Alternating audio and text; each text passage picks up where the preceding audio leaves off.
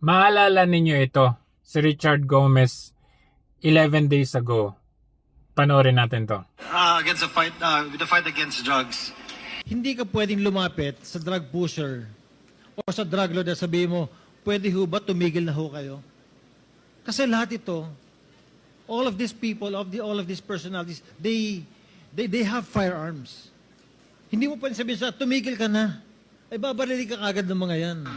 So during the implementation na nanguhuli sila at hinaharang nila to, nakakaputukan talaga, and that is really true. Sad na may namamatay. Sad pati yung polis na sasama. Pero inuutusan yung polis eh. Trabaho nila, Mr. Chair, pag sinabi ng higher up sila, gawin nyo ito. They will do what they're told. And that's the reason na marami namatay. Both from the civilian, I can say that in my city, when I was mayor, nag-improve yung nag-improve yung situation namin during the drug war. So, yan po 11 days ago. So, pagkatapos niyan, kasi syempre, hindi to matalima itong si Richard Gomez, Congressman Richard Gomez, doon sa ibang mga kakwadkom. Ayan. Imposibleng coincidence to. After nung sinabi ni Richard Gomez, ngayon lang, ito naman ang balita ngayon. Tito Willie, naghain ng kasong conspiracy for grave coercion at grave threat ang isang kapitan ng barangay laban kina Leyte 4th District Congressman Richard Gomez, Tabango Mayor Bernard Jonathan Remandaba, isang abogado at 10 tauhan ng PNP-CIDG.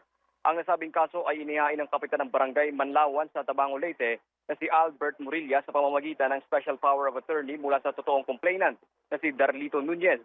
Ayon sa complainant, pinuntahan siya ng mga tauhan ng CIDG para gumawa ng sworn affidavit at idawit ang pangalan ni dating Congressman Ching Veloso na umano'y mastermind sa pagpatay sa kanyang kapatid na si Anthony Nunez noong 2016. Maging ang anak ni Darlito na si Aida Nunez ay inalok rin ng 1 milyon at 5 milyong piso na paunang bayad para gumawa ng affidavit saka inagay na mastermind ng dating kongresista.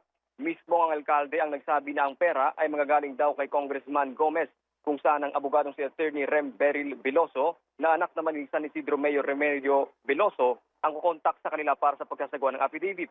Dahil umano sa takot, nagpatulong si Darlito sa kapitan para magsampa ng kaso, kung saan 2 sa 10 taon naman ng CIDG ang... Magtataka ka kasi after, basically kontra yun eh. After kumontra ni Congressman Richard Gomez dyan sa mga script, linya. Kasi nga, 'di ba, yung drug war nga ang dinidinig diyan. Gusto nga nilang patunayan na yung drug war ni Duterte maraming extrajudicial killing at failure kumbaga. Biglang sumabat itong si Richard Gomez. Ganyan ang kanyang sinabi. Tapos ngayon, I mean, imagine hindi na bago ito kay Richard Gomez kasi kahit noong last year, ganun pa rin ang kanyang sinabi. Bagamat wala pang hearing kasi nung time na yun eh. PI pa yung kanilang ipinapasok noon.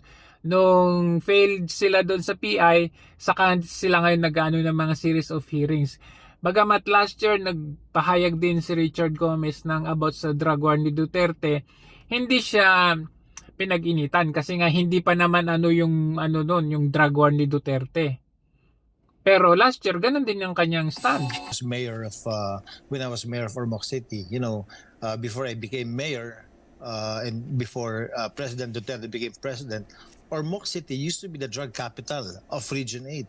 And when we sat in office, we came up with a very strong anti-drug campaign program together with the support and help of the president. And coming from drug capital, we became the safest city in the Philippines. The numbers will show.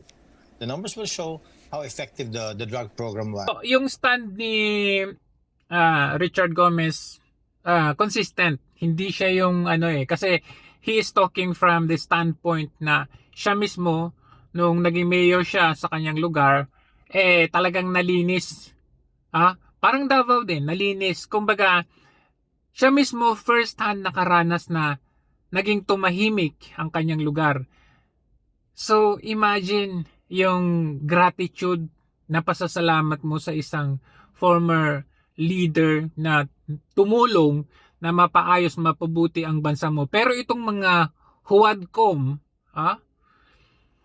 ngayon, na dati puring-puri sila kay PRRD, ngayon, iba na yung script nila. Pero itong si Richard Gomez, ganun pa rin yung stand niya kasi danas niya kumbaga. Pero ang nakapagtataka, nagsiset ng clear message itong mga sila tambaluslos, itong Marcos administration na ito, na kapag hindi ka sumunod sa aming script, may kalalagyan ka. Imagine, 2016 pa. Kumbaga yan po ay wala na. Parang si Pastor Kibuloy, 2019 na dismiss, pero inungkat. Ganon din, same case, ganon din ang inilabas. Ito 2016, kay Richard Gomez, it is very, parang magtataka ka talaga. Kasi 2016, tapos, bakit ngayon lang? Diba? Alam na this. So, alam na natin ang kanilang mga pinaggagawa ngayon sa mga kokontra. Good luck talaga, bagong Pilipinas.